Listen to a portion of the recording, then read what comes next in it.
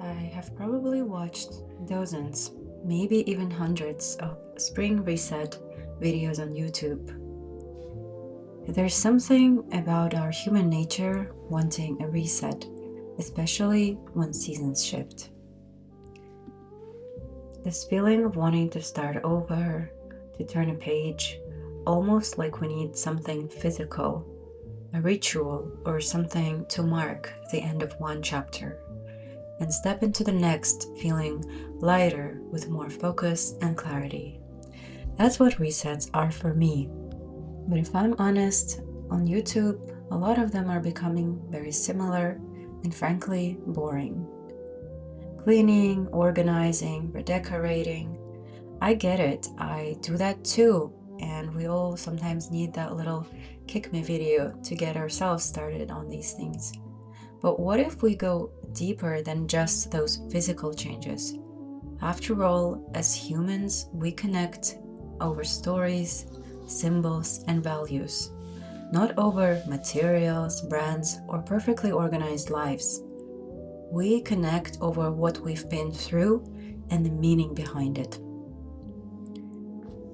And as for me, this winter has been very heavy indeed. There was a lot of weight I was carrying. Motherhood, caregiving, and just getting through a very long and cold Toronto winter. It has just been brutal. March was difficult, especially because we had to move out and move into a new house and start over yet again. My daughter got sick, all while we were handling some difficult things going on in my family. So by April, my body was screaming for attention. Eczema flare-ups, headaches, hair falling out, allergies, and overall exhaustion. I firmly believe that when our bodies ache, it's asking for love and care.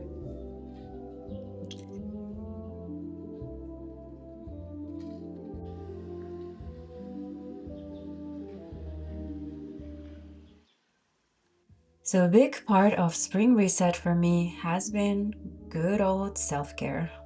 And I used to think that self-care had to be something big, like a perfect routine with fancy skincare and shopping. But motherhood taught me the opposite. Little, simple acts of self-love are often more transformative. The key is just to stick with them, make it a habit. Drinking more water, reading instead of scrolling before sleep, resting when my daughter naps instead of trying to do everything, and scheduling those little me times in between, like a 10-minute stretch session or even scheduling 1 hour of yoga class outside of home has just been a game changer. And spring has its perks. It's essential for my active daughter and her development, and it's just plain good for my mental health to be outside. Being outside feels like kind of a meditation. You notice things, and having a child allows us to slow down in those moments and pay attention to things around us, especially as seasons are shifting. Last week, I noticed daffodils blooming everywhere, and today I saw magnolias buds about to burst out and bloom.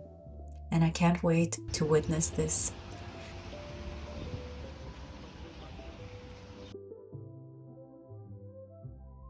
These small changes remind you life is moving forward. I've recently come across this essay from George Orwell. I want to share this little passage with you. As for spring, not even the narrow and gloomy streets round the Bank of England are quite able to exclude it. It comes seeping in everywhere, like one of those new poison gases which pass through all filters. The spring is commonly referred to as miracle, and during the past 5 or 6 years, this worn-out figure of speech has taken on a new lease of life. After the sort of winters we have had to endure recently, the spring does seem miraculous. because it has become gradually harder and harder to believe that it is actually going to happen. Every February since 1940, I have found myself thinking that this time winter is going to be permanent. But Persephone, like the toads, always rises from the dead at about the same moment. Suddenly, towards the end of March, the miracle happens, and the decaying slum in which I live is transfigured. Down and square, the sooty privets have turned bright green. The leaves are thickening on the chestnut trees, the daffodils are out, and the wallflowers are budding. The policeman's tunic looks positively a pleasant shade of blue. The fishmonger greets his customers with a smile, and even the sparrows are quite a different color, having felt the balminess of the air and nerved themselves to take a bath, their first since last September, writes George Orwell in his Thoughts on Common Toad, which honestly exactly how I feel and how spring feels to me right now in this moment. That makes me think, how can our generation be so much into our phones?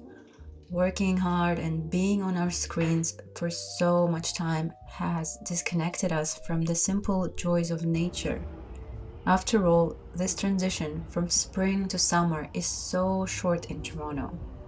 One day you're wearing a warm and heavy winter coat, and as soon as two digits or double digits hit, everyone is outside on patios, in parks, walking their dogs, playing in playgrounds with their kids, and life is just happening.